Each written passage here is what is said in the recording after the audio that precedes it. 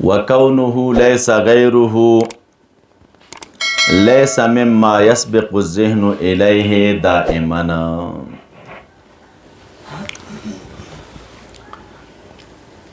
غرض د مصنف رحمت الله علیه د دې عبارت نه مولوی صاحبانو دفع د اعتراض ده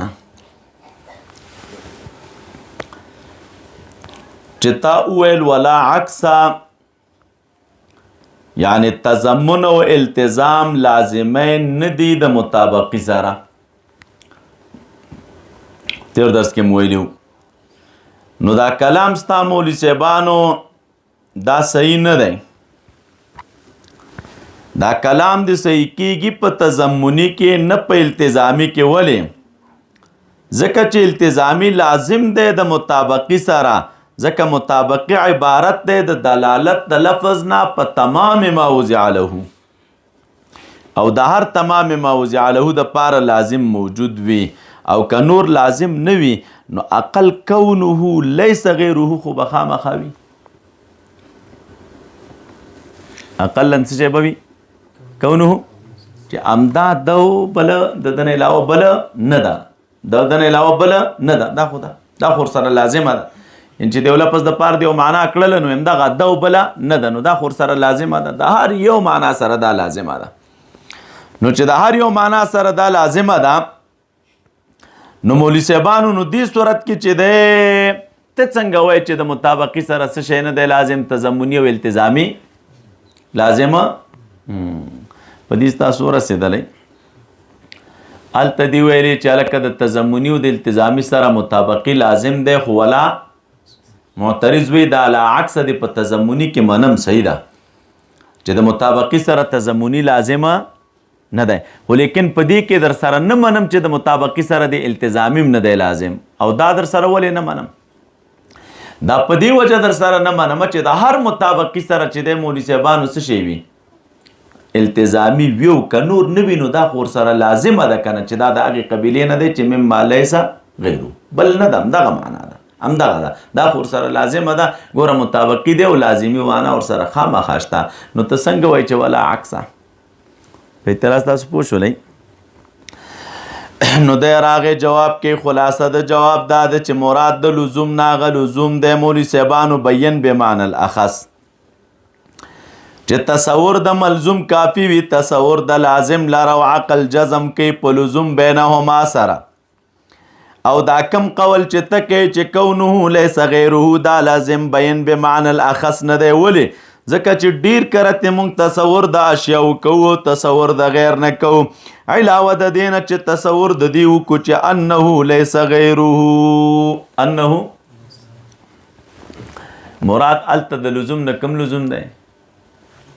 چې د مطابقي سره تضمني او التزامي لازم دی؟ کوم لزوم دی؟ لزوم بیان بمعنی لزوم بیان بمعنی الاخص دې ته ویل چې تصور د ملزوم وکړي نو تصور د لازم ورسره خپله راځي. او دې چې خدا نه ده چې تصور موږ د معنا مطابقي وکړو، تصور د التزامي ورسره خامخا راشي، بلکې کله ناکله بیخي ذهن ته دا شی د سره راځي نه. نو دلالت التزامي چې دی دا لازم نشو د چا سره؟ د مطابقي سره. نو ځکه درته وایي وکونه لیس غیره لیس مما یسبق الذهن الیه دائما. او دا معنا چې لیس غیره هلکه همدا معنا ده او بلې نه ده. دی وی لیس مما یسبق الذهن الیه دائما، دا د هغې قبیلې نه نه ده چې دې ته ذهن د سبقت څه شی وکړي دایما، یعنې دا معنا نه ده چې مطابقي وي نو هغه د ورسره ملتزامي خامخا وي. اما التضمنیة والالتزامیة فلا لزوم بینهما. اوس غرض د ماتن د دې عبارت نه بیان د نسبت ته په مابین د دلالت تضمنی او د دلالت التزامی کې. نو خلاصه دا ده چې د دې دواړو په درمیان کې لزوم نشته دی، یعنی د دې دواړو منځ کې نسبت د عموم خصوص من وجه دی. کم نسبت دی؟ درې ماده غواړي. اول یو ماده اجتماعي او دو ماده افتراقي. ماده اجتماعي دا ده که وضع د لفظ د پاره د معنا مرکبي وي چې هغه لازمي وي، لکه وضع د انسان مولوي صاحبانو د پاره د حیوان و ناطق چې د لره لازم هم موجود دی چې قابلیت ته علم او صنعت ته کتابت دی، نو په دې کې تضمن هم موجود دی مولوي صاحبانو، ځکه دلالت انسان په حیوان باندې فقط یا ناطق باندې فقط تضمني دی. فقط څه شی دی او التزامي پکې هم موجود دی چې قابلیت د علم او صنعت د چا دی د کتابت دواړه پکې شته وشوه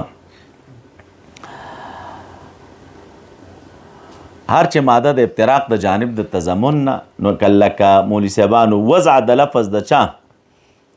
د انسان د وضع د لفظ د پاره د معنا مرکبي چې لازم ورلره نه نو په دې باندې تضمن صادقیږي او التزام نه صادقیږي او هر چې ماده د افتراق د جانب د التزام نه لکه وضع د لفظ د پاره د معنا بسیط چې لازم ورلره وي او تضمن ورلره نه وي نو په دې باندې التزام وضع د چا ده د لفظ د پاره د معنا بسیط چې لازم ورلره وي نو په دې باندې مولوي صاحبانو التزام صادقیږي او تضمن نه صادقیږي نو ځکه دی درته وایي اما التضمنیت دی هر چې دلالت تضمنی دی التزامي فلا لزوم بینهما نو د دې په درمیان کې څه شی نشته دی لزوم تر دې پورې خبره د چا د دلالاتو خلاصه د ټولو دا راوتله چې دلالت تقسیم که چاته اولا قسمین ته دلالت لفظي او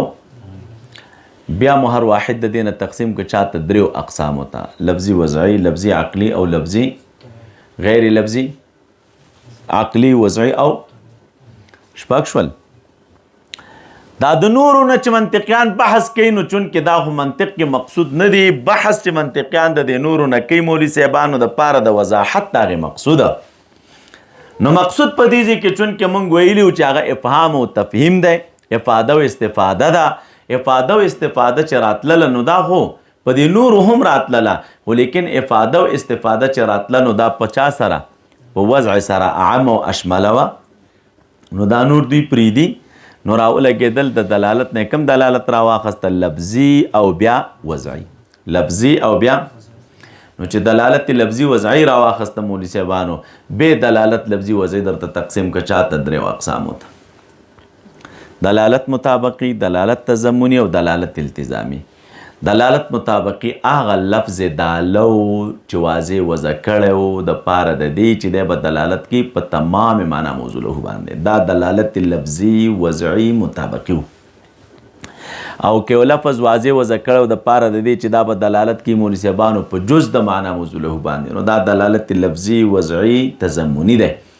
او که چېرته داسې و چې لا یو لفظ واضح وضع کړی و د پاره د چا د دې چې دا به دلالت کوي په لازم د معنا موضوع له باندې نو دې ته ویلی کېږي دلالت لفظي وضعي او وشوه بیا دا درته بیان کړ چې ځینې خلک وایي چې هلکه دلالت التزامي دا په علومو کې محجور و متروک دی دا قصې هم درته ذکر کړه دا هم درته ویلي چې د دلالت مطابقي او تضمني او التزامي په درمیان کې څه مناسبت دی نو ویلې چې هلکه مطابقي او د تضمني او د التزامي سره مطابقي لازم دی خو ولا عکس وشوه د تضمني او د التزامي په درمیان کې هم درته مناسبت ذکر کړه چې دواړو په منځ کې څه مناسبت دی نو وی درته ویلې چې لا لزوم بینهما خلاصه دا راوتله چې په دې فن کې چې دوی بحث د چا نه کوي مولوي صاحبانو د دلالت نه کوي دا بحث د دلالت نه په دې عنوان باندې دا بحث د دلالت نه په دې فن کې مقصود به ذات نه دی مقصود خو د دوی وروستو را روان دی دا شی غرض نه دی پکې چې دوی بیانوي دا صرف د دې دپاره ورته کوي چې هلکه چونکې مقصود افاده او استفاده ده ته به معرف څنګه پیژنې ته به قول شارح څنګه پیژنې ته به حجت څنګه پیژنې نو د هغې دپاره دا ضرور ده چې ته باید څه شی وپېژنې الفاظ داله په خپلو معناګانو باندې دا وپېژنې دا صرف د دلالت بحث د دې ټکي دپاره ورته کوي چې ته الفاظ داله په خپلو معناګانو وپېژنې چې کله تا الفاظ داله وپېژندل چې دا لفظ دال دی په چا باندې په معنا خپلې باندې او معنا یې څه شی ده دغه ده نو هغې نه مخکې ترتیب جوړولی شي دې نه بعد درته بحث د الفاظ ذکر کوي دا هم په علم المنطق کې غرض نه دی دا هم په دې غرض درته ذکر کړی چونکې الفاظ دي نو خو بحث څوک کوي نحویان کوي د دوی د منطقیانو د دې سره څه کار دی نو دا هم چونکې موقوف علیه د مقصود دپاره ده په دغه اعتبار باندې بحث د چا درته کوي د لفظ درته کوي د داسې نورو ښکلو ویډیوګانو لپاره زموږ د الجامع دارالاحناف کابل یوټیوب چینل سبسکرایب کړئ